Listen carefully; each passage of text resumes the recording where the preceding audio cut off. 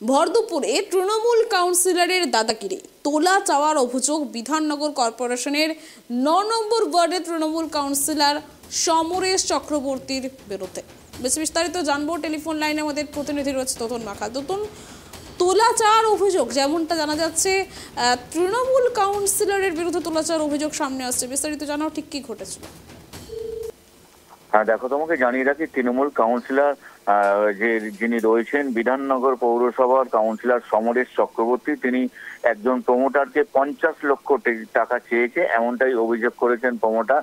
তিনি ইতিমধ্যেই 3 লক্ষ টাকা দিয়ে দিয়েছেন, কিন্তু তিনি দাবি করছেন 50 লক্ষ টাকা তাকে দিতে হবে। এবং প্রমোটার যে অভিযোগ করছেন, তিনি তার নিজের কেনা জমি বৈধভাবে তিনি কাজ করছেন, সমস্ত তার কাগজপত্র রয়েছে বিধাননগর কর্পোরেশনের তরফ থেকে, যে তাকে কাজ করার জন্য অনুমতি দেওয়া হয়েছে, প্ল্যান স্যাংশন করা হয়েছে, তারপরেই তিনি কাজ করছেন। এবং ফাউন্ডেশনের কাজ চলছিল আজ রবিবার, সেখানে কাউন্সিলরের বেশ কয়েকজন অনুগামী আসে এবং তারা আর্মস নিয়ে, আগ্নেয়াস্ত্র নিয়ে তার মাথায় আঘাত করে এবং তিনি রক্তাক্ত হয়। এবং সেখানে বেশ কয়েকজন কর্মী ছিলেন যারা নির্মাণের কাজ করছেন, সেই নির্মাণ কর্মীদেরও মারধর করা হয়। এবং আরেকটা গুরুত্বপূর্ণ অভিযোগ, তিনি এই অবস্থায় রক্তাক্ত অবস্থায় যখন বিধাননগর পুলিশ স্টেশনে যান, সেখানে পুলিশের তরফ থেকে কোনো অভিযোগ নেওয়া হয়নি, তাকে জানানো হয়েছে তিনি যাতে লিখিত অভিযোগ দেয়।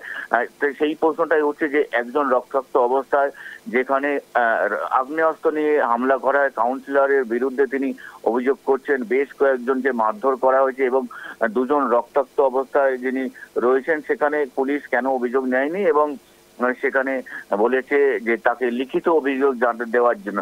সেই হিসাবে যে প্রমোটার রয়েছে কিশোর হালদার, তিনি সংবাদ মাধ্যমকে জানান যে তার কাছে বেশ কয়েকটি ভিডিও ক্লিপ রয়েছে যেখানে সমরেশ চক্রবর্তী তাকে টাকা চেয়েছে। সম্পূর্ণ ভিডিও ক্লিপসগুলো তিনি কয়েকদিনের মধ্যেই মিডিয়ার হাতে তুলে দেবেন, কারণ তিনি আগে পুলিশের দ্বারস্থ হয়েছে।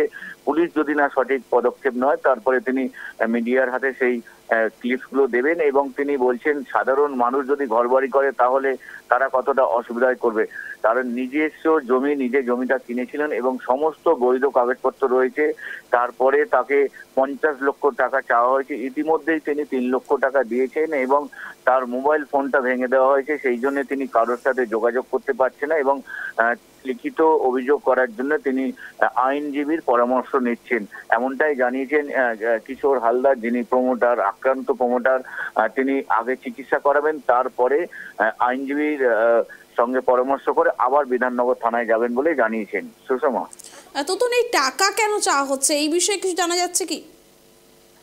একেবারে এই বিষয় এখনো পর্যন্ত স্পষ্ট না জানা গেলেও তোলা চাওয়া হয়েছে বলে যে কাউন্সিলর রয়েছে তার বিরুদ্ধে একেবারে স্পষ্টভাবে অভিযোগ করছেন প্রমোটার কিশোর হালদার।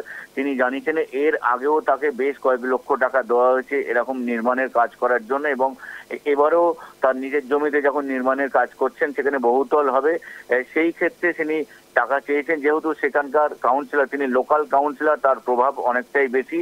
সবচেয়ে বড় কথা, তিনি শাসক দলের অর্থাৎ তৃণমূল কংগ্রেসের কাউন্সিলর, যা সরকার চলছে রাজ্যে, সেই জন্য তার প্রভাব অনেকটাই বেশি। তিনি এই যে প্রমোটার রয়েছে এর আগে তার থেকে টাকা নিয়েছে এবং এই যে কাজটা শুরু হয়েছে নতুন নির্মাণের কাজ, সেখানেও 50 লক্ষ টাকা চাওয়া হয়েছে এবং তোমাকে যেমনটা বললাম ইতিমধ্যেই তিনি 3 লক্ষ টাকা দিয়ে দিচ্ছে এবং তার পক্ষে আর টাকা দেওয়া সম্ভব নয়, এমনটাই জানানো। আজ একেবারে দিনে দুপুরে রবিবারের দিন সেখানে নির্মাণের কাজ চলছিল, তিনি এসেছিলেন। সেখানে কাউন্সিলরের সমস্ত অনুগামীরা এসে তাকে আগ্নেয়াস্ত্র দিয়ে তার মাথায় আঘাত করে তাকে রক্তাক্ত অবস্থা করে। সুষমা, ধন্যবাদ। একদমই যে ছবি দেখতে পাচ্ছেন, রক্তাক্ত অবস্থায় দাঁড়িয়ে আছেন তৃণমূল, যেমনটা জানা যাচ্ছে প্রমোটার, তৃণমূল কাউন্সিলরের দাদাগিরি, একদম তোলা চাওয়ার অভিযোগ বিধাননগর কর্পোরেশনের 9 নম্বর ওয়ার্ডে তৃণমূল কাউন্সিলর সমরেশ চক্রবর্তীর বিরুদ্ধে অভিযোগ। তোলা দিতে না পারায় কাউন্সিলরের অনুগামীরা ব্যবসায়ীর ওপর হামলা চালায়, আগ্নেয়াস্ত্র দিয়ে মাথা ফাটিয়ে দেওয়া হয় ব্যবসায়ী। পুলিশের দ্বারস্থ হয়েও মেলেনি কোনো সুরাহা, আর এই ঘটনায় আতঙ্কে ব্যবসায়ীর পরিবার।